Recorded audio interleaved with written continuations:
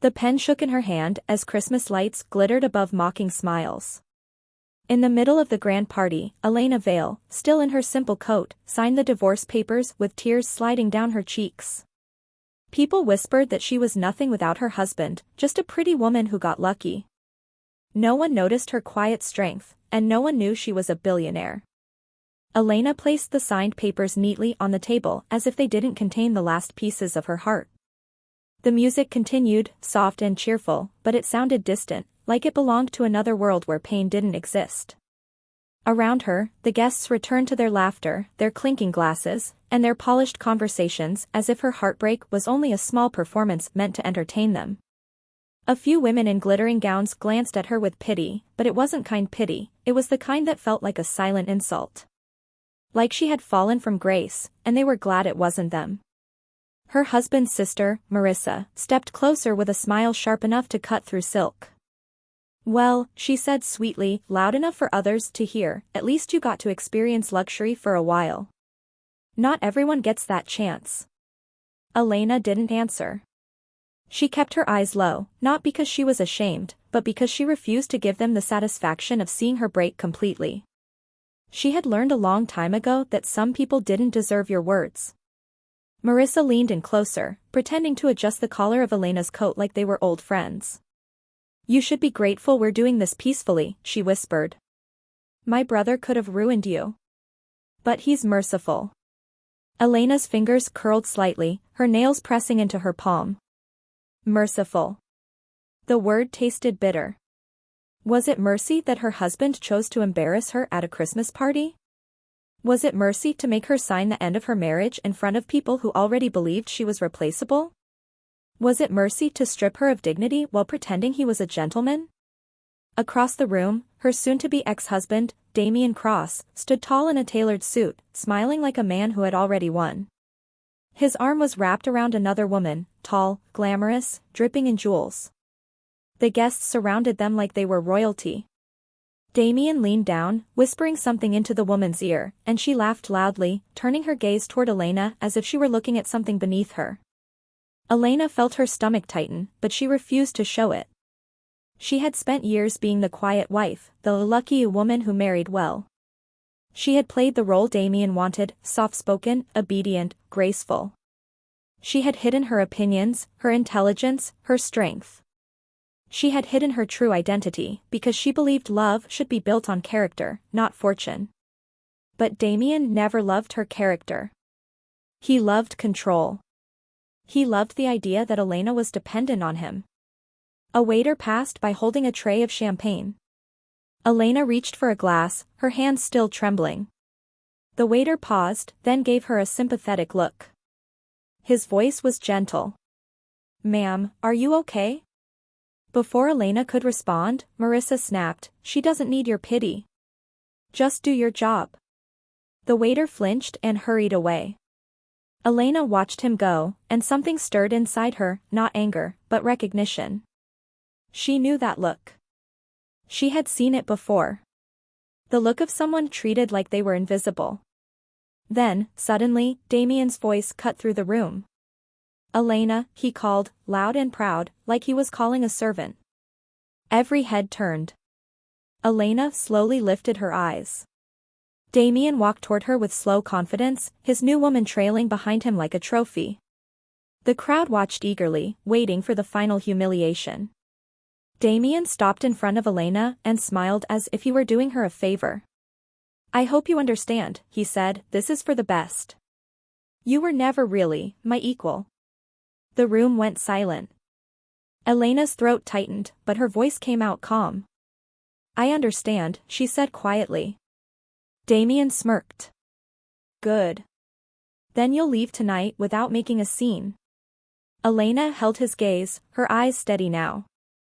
"Don't worry," she replied. "The scene won't be mine." And for the first time that night, Damien's smile faltered, just slightly, as if something about her tone unsettled him. Elena walked away from Damien without another word, the signed papers still resting on the table like a funeral announcement. The crowd slowly returned to their chatter, but the air had shifted. It wasn't just because of the divorce, people loved drama and were already treating it like entertainment.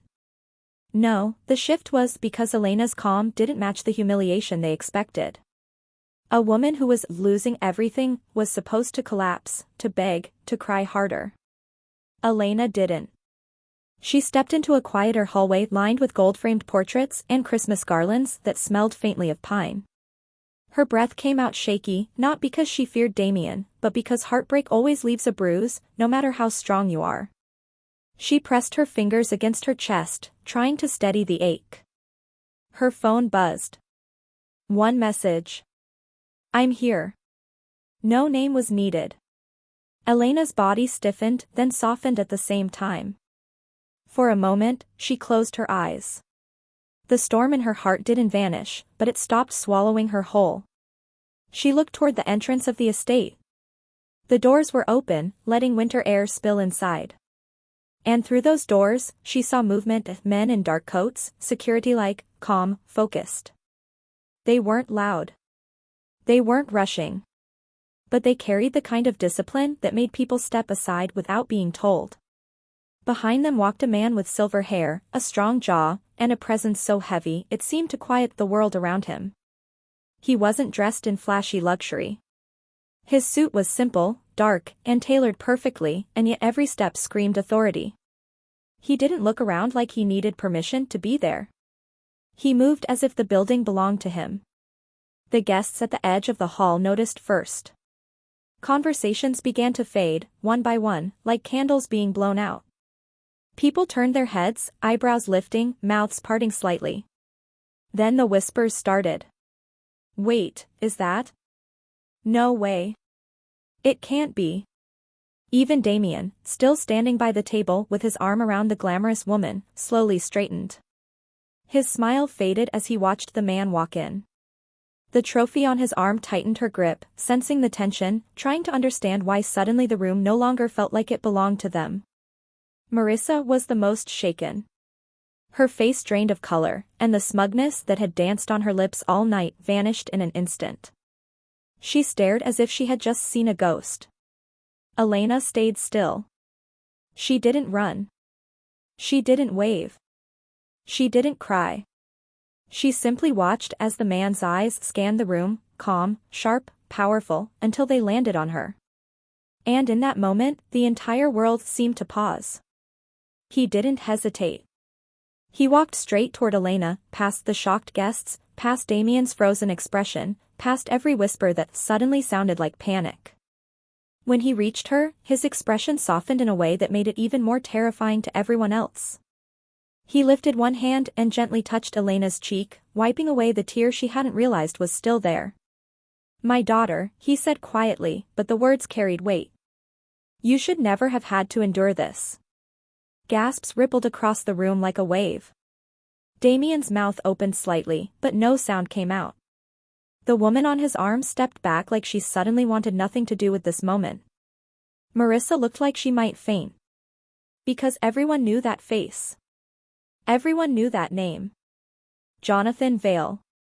The billionaire investor whose decisions could collapse companies or raise them to greatness overnight. The man who owned entire city blocks. The man whose charity foundations were known worldwide. And Elena was his daughter. Elena finally spoke, her voice steady, her eyes clear. "I'm okay," she whispered. "But I'm done being silent." Jonathan's gaze hardened as he looked toward Damien. "Then let's make sure they understand who you are." And Damien took one step back, realizing too late that the woman he tried to destroy had never been powerless at all. The room felt colder, even with the fire crackling in the marble fireplace. Jonathan Vale didn't raise his voice, didn't demand attention, yet the entire party bent toward him like gravity had changed. His presence was the kind of power that didn't need to shout, because it was already known. People who had been sipping champagne with careless laughter now held their glasses like they were unsure where to put their hands. Conversations stopped completely, replaced by a stunned silence filled with unspoken fear. "What have we done?" Damien Cross forced a laugh, the kind of laugh a man makes when he wants to pretend he's still in control. "Mr. Vale," he said, stepping forward with a stiff smile. "What a surprise. I didn't realize Elena was." Jonathan turned his head slowly. His eyes were calm, but the calm was sharper than rage. You didn't realize, he repeated, almost softly. Damien swallowed. Elena never mentioned it. She never said she was your daughter. Jonathan nodded once, like he expected that. She didn't mention it because she wanted to be loved for who she is, not for what she comes from. He paused, and the quiet cut through the room like a blade. But you used that silence as permission to humiliate her.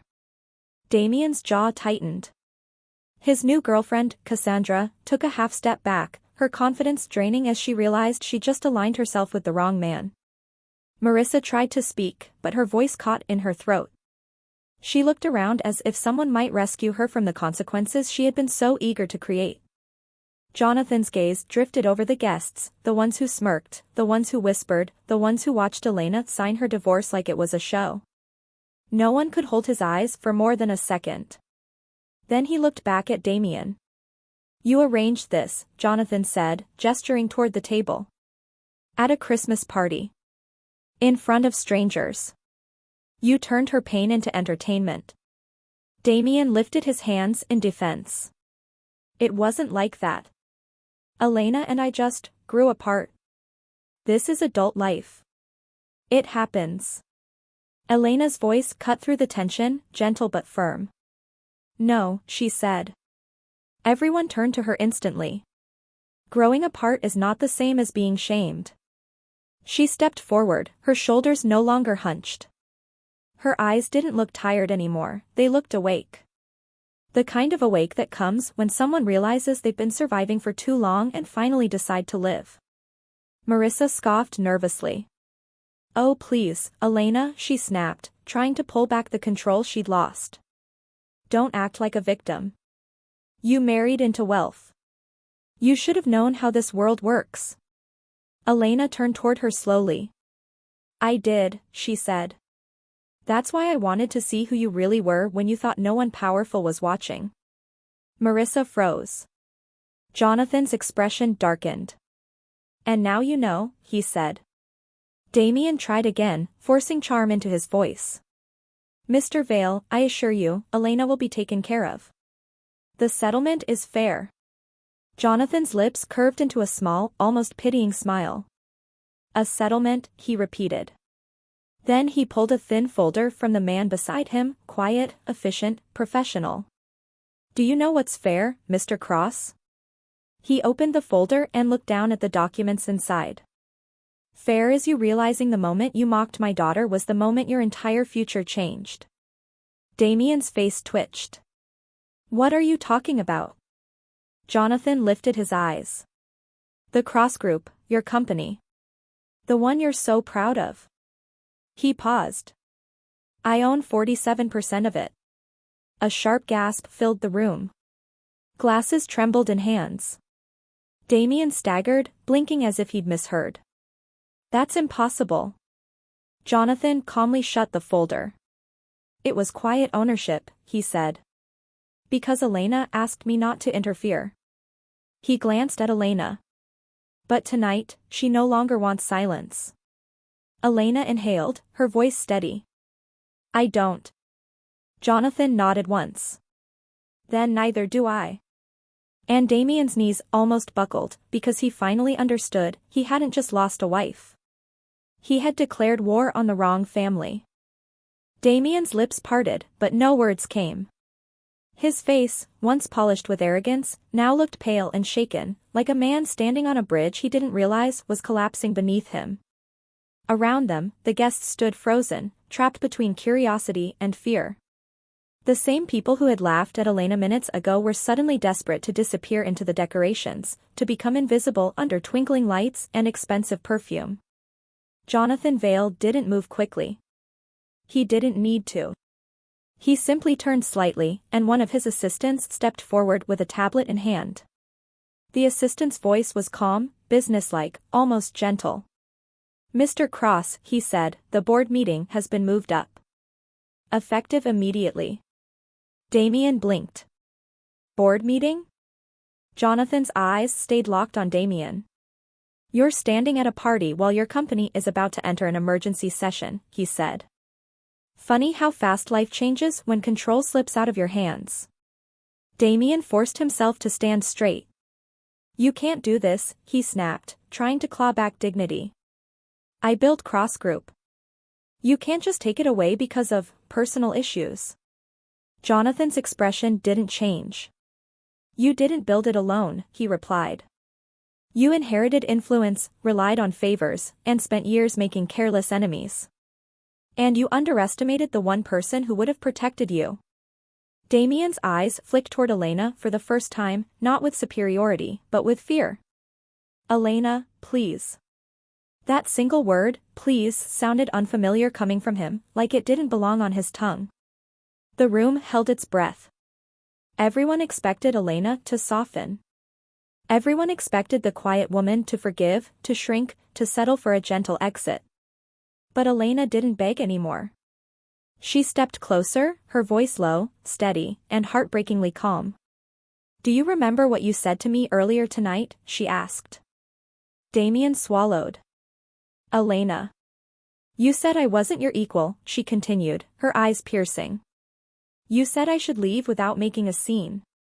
You said you were merciful. Damien's throat worked as he searched for excuses. I didn't mean. Elena lifted her hand, not to slap him, not to insult him, but to stop him. You meant it, she said. And that's what matters. Marissa suddenly rushed forward, panic rising. This is ridiculous, she cried. Elena was nothing when she married into this family. She should be grateful she even had a place here. Elena turned toward her, and her voice dropped into something sharper. A place, she repeated. I didn't marry for a place. I married for love. Marissa scoffed, but her eyes were wet with fear now. Oh, don't pretend. Elena's gaze hardened. The only pretending I did, she said, was pretending your cruelty didn't hurt. Silence fell again, heavy and uncomfortable. The guests shifted. Some looked ashamed. Some looked terrified. Some looked at Elena with a new expression, respect. Then Elena reached into her purse and pulled out a small envelope. She held it up calmly. I brought something tonight, she said. Not because I planned revenge, but because I planned freedom. Damien stared. What is that? Elena's voice didn't shake. Proof, she answered. Proof of where your money went. Proof of the accounts you hid from the board. Proof of the deal you made behind your investors' backs. Damien's eyes widened. You wouldn't. Elena stepped forward, placing the envelope into Jonathan's hand. I already did, she whispered.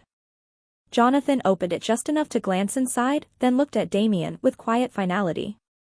You humiliated my daughter, he said. And you did it while committing fraud. Damien stumbled backward.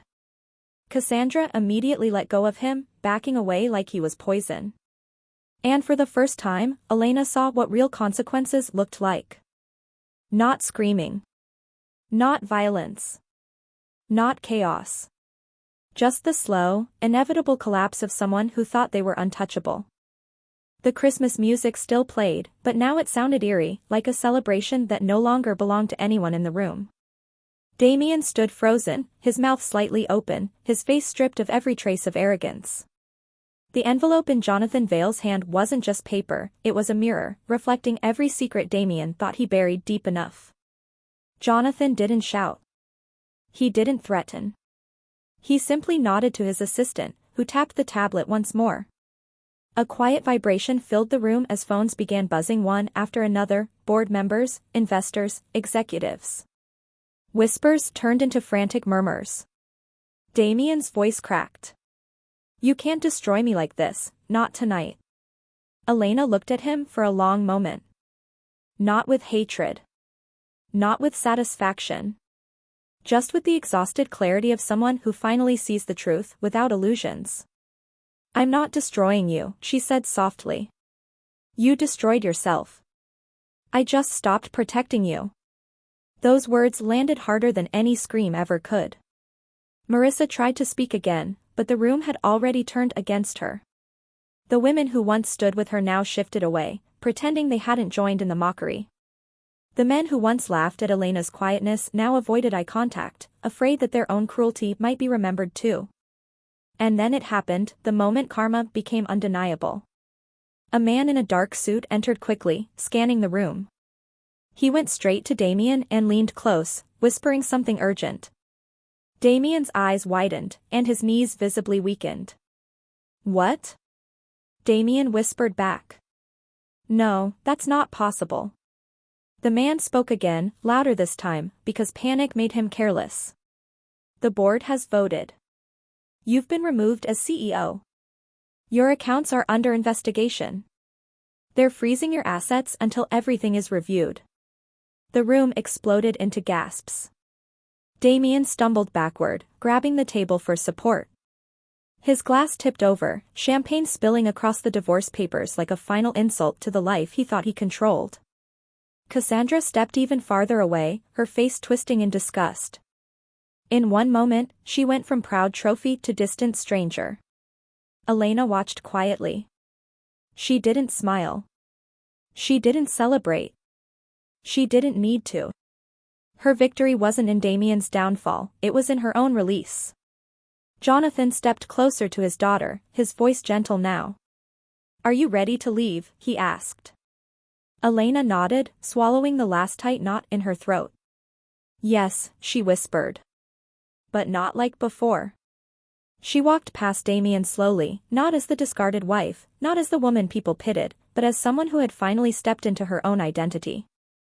Damien's eyes followed her, desperate, broken, filled with regret. "Elena, please," he rasped. "I didn't know." Elena stopped. She turned her head slightly, her voice calm but final. "That's the point," she said. "You only valued me based on what you thought I had.